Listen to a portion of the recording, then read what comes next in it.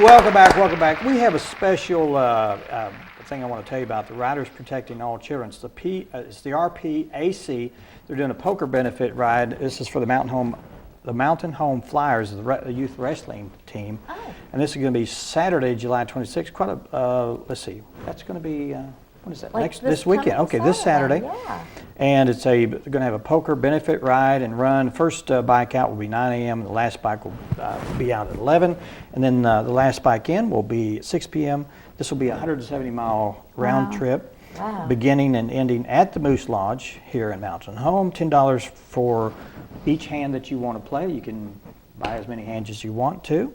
And the best hand pays 50%, worst hand pays 10%. Wow. So that's happening this weekend. It's going to be at the Moose Lodge. If you're a rider or just want to play, you can do that this Saturday, July 26th, and it starts at 9 a.m. For the youth wrestling team, the Flyers. You know, you were talking about the call. Yes. And Robin Robinson is here to talk about that. So I want to turn it over to her, ask her what the call is all about. Well, the call stands for Children of Arkansas Love for a Lifetime.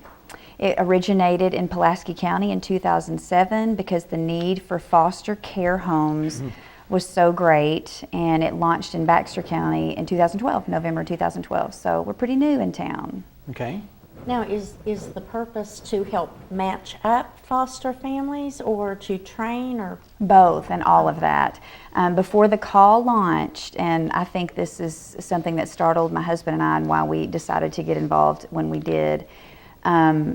Before the call launched, we had 4 foster families in Baxter County. Does that surprise you? Right. Yes. And you kind of worked in the system, so same here. We thought that can't be right.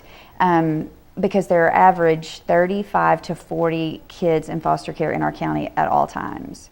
So if we have 4 homes, that means there obviously aren't enough homes, so they have to leave the county. That means they not only are taken from their home, but they're also taken from their school, from their neighborhood, possibly their church, their grandparents, everything that they're familiar with, and they go to a different part of the state. And sometimes that's very south. So since the call launched, there are now 12 foster homes and more in waiting. Our home is one of those we're about to be finally approved. And then we've also opened 5 adoptive homes, and also 2 respite homes are about to be open. And respite is part-time foster. So it's basically relief fostering for foster families.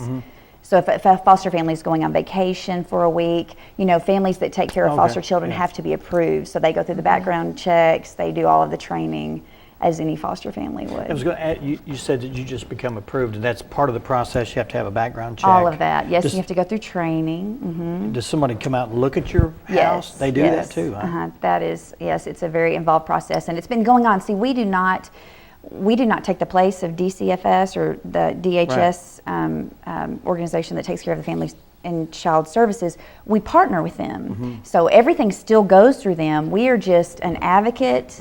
We tell the story, the need of foster care in Baxter County. They are the ones that are doing it already, and they're doing a good job. They're just really understaffed, and they're overworked. Their heart for these children, I've seen it firsthand. It's legit. How do you help them? Just by taking the we pressure tell the off a story, little bit? Yeah. And I think before we came, the director at the time, Pat Blades, had been praying for some time that the call would come. You know, people know about the call in Arkansas. And so we just tell the story. We get in front of folks like you were so kind to have us on your show and say, hey, there's a need here. And I think like you, Karen, people are surprised to know that there are not many homes. And so we tell the story. We can also expedite the training process, where with DHS or DCFS, it would take, you might do it 1 night a week for several months. We do it in 2 power-packed weekends. It is intense, but it's all there. It's all the material. And so we get through the training process a lot quicker. We also support the families. So after someone, say if you became a foster parent, then we encourage your church around you to help you. So that's just, you know, we're calling on the church to step up. So that's what the call of Arkansas is. We're reminding the church of their responsibility for the orphan.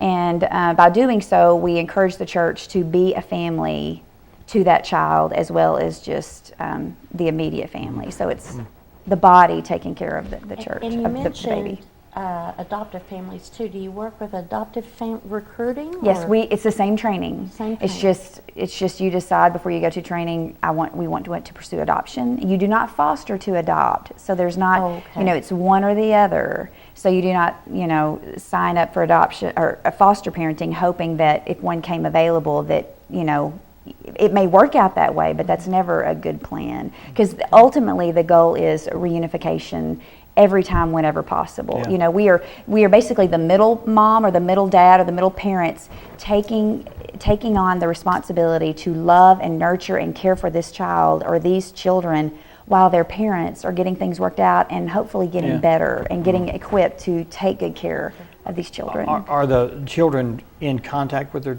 Yes. children during that time? They're in Yes. contact with you too. Yes. So you build a kind Yes. of a triad Yes, relationship absolutely. there. Yes, and Yeah. DHS works with the families as well. So yes, the goal is that that it's better all the way around, and Mm-hmm. DHS does a wonderful job of making sure that that child's going to be in the best situation when that child returns home. What kind of people out there that may be watching would fit into that category of being a possible foster parent? There are some like senior citizens. I can't remember the actual age. I think it may be 67. I'm not sure when you're, but respite care is still a possibility for those. All ages. I mean, we have young children in our home. We feel called to do this. We are going to take in children. Empty nesters would be really perfect because the hardest children to place, and it may be no surprise, are teenagers. Yeah. And so, for empty nesters who have had that experience, a lot of foster families that we have now have not raised teenagers yet. And so, there's a learning curve. And so empty nesters would be great. Single parents, absolutely. I was gonna ask about that, Most definitely. Widowers, absolutely. Okay. Everyone that has a heart that feels called to take care of children, that is who we're looking for. I will say, I just want to read our mission statement because I did write it down. To be clear, I don't want to misrepresent the call. The mission of the call is to educate, equip, encourage the Christian community to provide a future and a hope for children in foster care in Arkansas. And so, as we mentioned, it's a reminder that the verse that really is our battle cry is found in James 1:27, which is true religion that God the Father accepts as pure and faultless is to look after orphans and widows in their distress.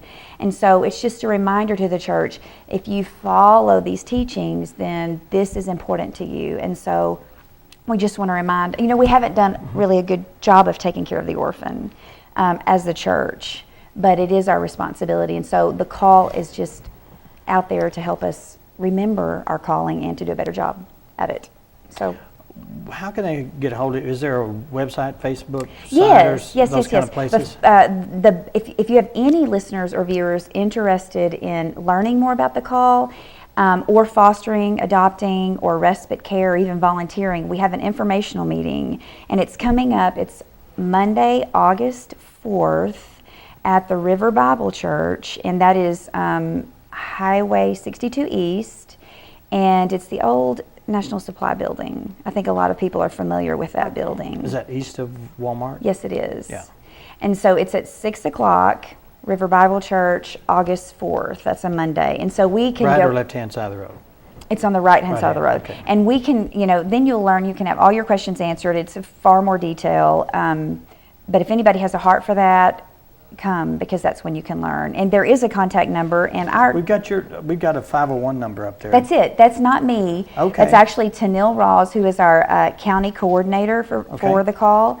And that is her telephone number, and she can answer all of those questions. Could you read that off? I can barely see it, but there may be somebody Yes, in yes. the kitchen Uh-huh. writing this down. So That's right. holler it Tanil out to Rawls. them. It's 501-231-3011, and she can answer all of your Okay. questions. That's great. It's wonderful. Yeah, it's good. Thank good you for information. listening.